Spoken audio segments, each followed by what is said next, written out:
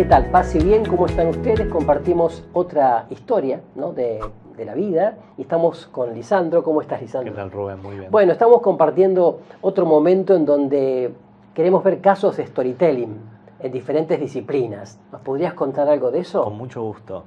El contar historias tiene esta plasticidad y esta cuestión humana que se replica en diferentes industrias. Para poner algunos ejemplos del contar historias, cómo ciertas disciplinas se fueron ganando un lugar a través de la narrativa, podemos ver, por ejemplo, ir bastantes años hacia atrás sobre una historia de un sultán que básicamente lo que hacía era desposar y decapitar, así hasta generar más o menos 3.000 mujeres que pasaron bajo su régimen de crueldad tan grande, hasta que una mujer llamada Sherazade, a algunos les resonará este nombre por una famoso culebrón, que básicamente decidió sortear este régimen de crueldad a partir de una inserción muy, muy interesante, que es empezar a contarle una historia al sultán.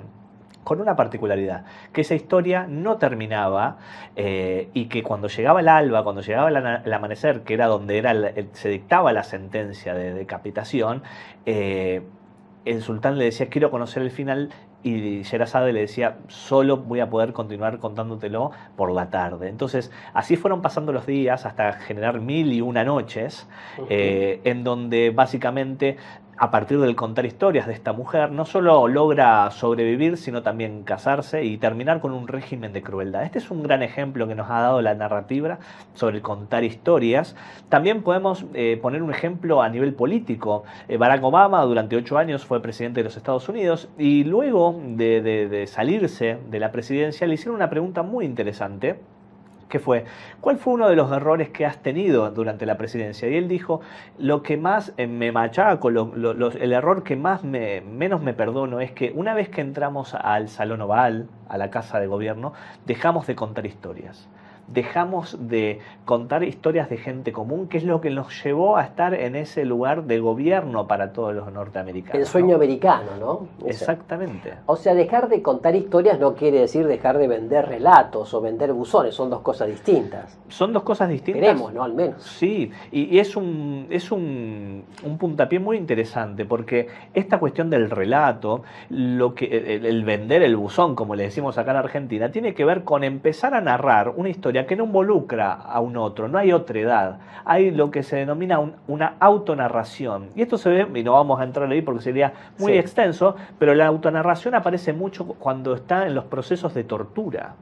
La autonarración es, si se quiere, el fin máximo ulterior del torturador. No solo se lo doblega físicamente, sino que se doblega la narrativa de la creencia personal. Entonces, esta formación de relatos en donde el otro no está incluido es una autonarración bastante agresiva, que no tiene nada que ver, o tiene un grado de antagonismo con el contar historias, que es un poco también lo que en otras palabras dice Steve Jobs, que es: quiero que mi empresa, Pixar, empiece a manejar la agenda moral y cultural del mundo. Vaya concepto hegemónico, que ahora lo tiene Disney. Entonces, él decía: el storyteller, el narrador, es el que en cierta manera armoniza los valores de toda una sociedad. Y para poder también redondear también otra idea, el alcalde de Medellín en el 2018 y parte del 2019 empezó a demoler edificios históricos asociados a Pablo Escobar, el famoso narcotraficante. Sí. Y dice una frase que yo aquí la tengo apuntada, que es: nos preocupa desde Medellín porque hemos dejado de narrar. Desde esa misma lectura de que dejamos de contar y empezó a contar Netflix, empezaron a contar otras plataformas, un imaginario que no generaba realmente una cohesión social de buenos valores. Y un poco el desafío que dice el alcalde de Medellín es: queremos contar una historia diferente. Y Claro, o sea, en el fondo, la bella Medellín se ve transformado en una ciudad narco, donde supuestamente había una violencia inusitada, donde nadie quería ir, ¿no? Y también esta cosa, como vos decís, en el imaginario colectivo, que buena parte de los colombianos estaban involucrados en el narcotráfico. Y romántico, claro. Un romanticismo además, de esa tiranía. Bueno, se hicieron novelas y películas y qué sé yo.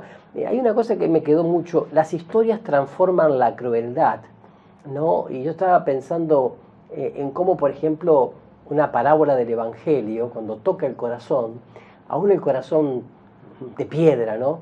Se va haciendo de carne. Y pensaba, por ejemplo, en la parábola del hijo pródigo, la parábola del Padre misericordioso, como aunque la escuchamos muchas veces y la compartimos muchas veces y la oramos muchas veces, pero siempre nos va llegando al corazón y como que necesitamos cada vez ablandar el corazón de piedra, ¿no? Y hacerlo más permeable. Así que bueno, me pareció muy interesante esto, ¿no? Lo que vos decías, realmente lo del sultán, lo de Obama, lo de Jobs también, y lo de Medellín, ¿no? O sea, esto es importante. El que cuenta historias a nivel, digamos, global es el que maneja la agenda emocional y moral. ¿Cómo es esto? O sea, podemos decir que entonces estamos manipulados de alguna manera a nivel mundial. Influenciados.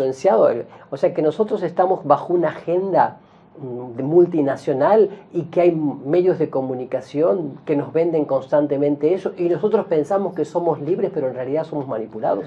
Yo creo que ahí puede haber excepciones, pero me parece como a nivel macro, sí, el que cuenta bien cuenta dos veces. Y esta es un poco también... pienso, ¿no? Esta cuestión de que vamos a abordar más adelante en otras cápsulas, esta cuestión de no vengo a abolir la ley, sino vengo a cumplirla, vengo a acercar a un lenguaje mucho más, claro, más vivo, más sencillo para realmente llegar a sus corazones. Creo que existe una agenda de grandes contadores, grandes narradores que, sí, captan la atención de masas, y yo creo que la esperanza está en cada vez generar, por lo menos desde nuestro lugar, sí, un apostolado narrativo, un esfuerzo más cercano, más sencillo, a partir de estas herramientas que generan influencias en el comportamiento, sin lugar a dudas. O sea, ¿no hemos narrado bien? ¿Hemos dejado de narrar? ¿Qué nos ha pasado?